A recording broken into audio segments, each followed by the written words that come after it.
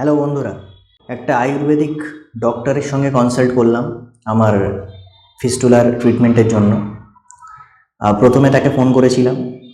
আপনাদের কল রেকর্ডিংটা এর আগের ভিডিওতে শুনিয়েছি, আশা করি আপনারা রেকর্ডিংটা শুনেছেন।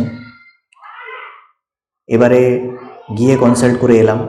উনি আমাকে ফিজিক্যালি এক্সামিন করলো, চেক করার পর উনি আমাকে বলল যে একটা ইনফেকশন আছে এবং এইটা এই ট্রিটমেন্ট একটাই, ফিস্টুলার ট্র্যাকটাকে ওপেন করতে হবে। ফিস্টুলার ট্র্যাক ওপেন না করলে এটা কিন্তু সারবে না।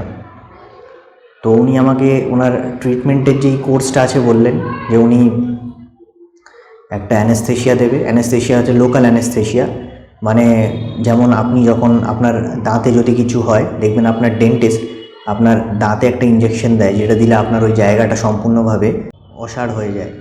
আর কখন ডেন্টিস্ট আপনার দাঁত তুলে দিল বা রুট ফিলিং করলো আপনি কিছু বুঝতেই পারেন না। তো সিমিলার প্রসেস এইখানেও হবে।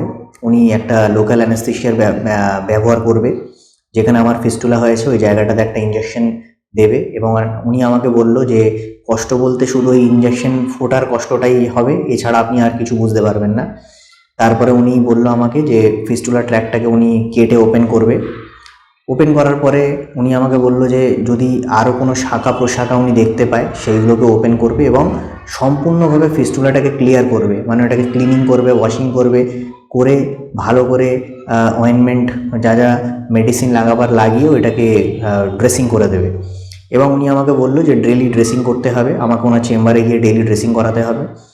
আর কিছু ডায়েটরি মানে খাদ্য তালিকার কিছু রেস্ট্রিকশনস থাকবে। উনি আমাকে একটা খাদ্য তালিকা দেবে, শুধুমাত্র ওই খাদ্যগুলোই আমাকে খেতে হবে। আর আমাকে বলল যে 1 মাসের মধ্যে সম্পূর্ণভাবে সেরে যাবে। এবং উনি আমাকে একটা গ্যারেন্টি দিচ্ছে, বলছে আমরা চিকিৎসা করার পরে আপনাদের একটা গ্যারেন্টি কার্ড দেবো, life time guarantee. Life time এই রোগটার আপনার আর হবে না। যদি কোনো কি সময় আপনার মনে হয় যে আপনার কোনো সমস্যা হয়েছে, তাহলে এই কার্ডটা নিয়ে আমাদের কাছে চলে আসবেন এবং একদম সম্পূর্ণ বিনামূল্যে চিকিৎসা হবে। তো যখন এইভাবে গ্যারেন্টি দিয়ে বলছে, আমারও একটু সাহস বেড়েছে, কারণ অন্য অন্য ডাক্তাররা তো গ্যারেন্টিও দিচ্ছে না, কিছু বলছেও না। অ্যাটলিস্ট ইনি গ্যারেন্টি দিচ্ছে এবং ডক্টর আমাকে বলেছে যে চিন্তা করবেন না, আমাদের কাছে প্রচুর পেশেন্ট আসে এবং আমি দেখেছিও কয়েকটা পেশেন্ট এসছে। আর ইনি শুধু এই 3টে রোগ নিয়েই কাজ করে, পাইলস, ফিশার আর ফিস্টুলা। তো আমি ভাবলাম যে যে ডক্টর সারাদিন এই 3টে রোগ নিয়েই কাজ করছে, তো তার অভিজ্ঞতা অনেক বেশি এই 3টে রোগ নিয়ে। তো আমি ওনাকে আরেকটা প্রশ্ন করলাম ডক্টরকে, আমি ওনাকে বললাম যে বড় বড় ডক্টরসরা এমআরআই করাচ্ছে, আপনি এমআরআই করাবেন না? তো উনি তখন আমাকে বলছে যে দেখো, যখন আমরা ফিস্টুলার ট্র্যাকটা কাটি তখন আমরা কোনো শাখা প্রশাখা থাকলে আমরা ওখানে দেখতেই পাই যে শাখা হয়েছে বা কিছু একটা হয়েছে, যার ফলে এমআরআইয়ের কোনো প্রয়োজন হয় না। কিন্তু এখন কি হয়েছে, এখনকার ডাক্তাররা কি করছে দেখুন, আগে তো এমআরআই বলে কোনো টেকনোলজি ছিল না। তো এখনের ডাক্তাররা কি করছে, তারা এমআরআইয়ের মাধ্যমে একটা মোটা কমিশন পায়, যার ফলে ওরা সব পেশেন্টকে সাজেস্ট করে যে আপনাকে এমআরআই করতে হবে। তো এবারে আপনি একটা কথা ভাবুন, এমআরআই যারা বড় বড় ডক্টর তারা বলছে এমআরআই করুন, তাহলে আমরা সমস্ত ট্র্যাককে অ্যাড্রেস করতে পারবো, সমস্ত ট্র্যাককে ক্লিয়ার করব, তাহলে আপনার ভবিষ্যতে ফিস্টুলা থাকবে না। তো আমিও তো এমআরআই করেছিলাম, কই আমার তো ফিস্টুলা ঠিক হলো না। এবং আমার মতো আরও অনেক পেশেন্ট আছে যারা এমআরআই করে চিকিৎসা করিয়েছে কিন্তু তাদের ফিস্টুলা ঠিক হয়নি। তাহলে আপনি বুঝতে পারছেন যে এমআরআইটা কিছুই নয়, খালি একটা পয়সা রোজগার করার ফাঁদ।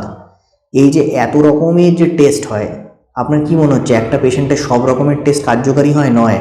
তার মধ্যে বেশিরভাগ টেস্ট ডাক্তাররা পয়সা রোজগার করার জন্য লিখে দেয় যে এই টেস্টগুলোও করিয়ে নিন।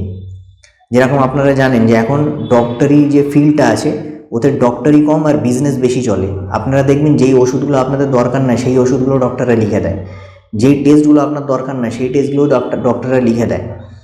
তো আমাকে সেই আয়ুর্বেদিক ডক্টরটা বললো এমআরআইয়ের কোনো প্রয়োজনই নেই, কারণ আগে এমআরআই বলে কোনো টেকনোলজি ছিল না, তখনও লোকের পাইলস হতো, ফিশার হতো, ফিস্টুলা হতো, তখনও চিকিৎসা হতো। বলছে এখন কি হচ্ছে, বড় বড় ডাক্তাররা এমআরআইয়ের মাধ্যমে একটা মোটা কমিশন আর্ন করে, এই জন্যই তারা এমআরআই করার সাজেশন দেয়। তবে বন্ধুরা, সামনের মাসে আমি ওনার কাছে সার্জারি করাবো, আর যদি সুস্থ হতে পারি, ভালো হতে পারি, আপনাদের সঙ্গে ওনার ডিটেলসও শেয়ার করব। এখন আমি কিছু বলবো না ওনার ব্যাপারে, কারণ আগে আমি জিনিসটা আমার উপরে নিয়ে দেখব। যদি দেখি আমি ভালো করে সারতে পেরেছি, সুস্থ হতে পেরেছি, আমি অবশ্যই ওনার ডিটেলস আপনাদের সঙ্গে শেয়ার করব। তবে বন্ধুরা, আমার জন্য প্রে করবেন যেন আমি সেরে উঠতে পারি সম্পূর্ণভাবে। আর ভিডিওটা বেশি বেশি করে শেয়ার করবেন, তাহলে আমার আরও অনেক ভাই বোনেরা আছে, তারাও এই বিষয়ে জানতে পারবে।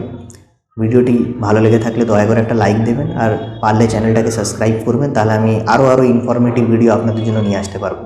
ধন্যবাদ ভিডিওটি দেখার জন্য।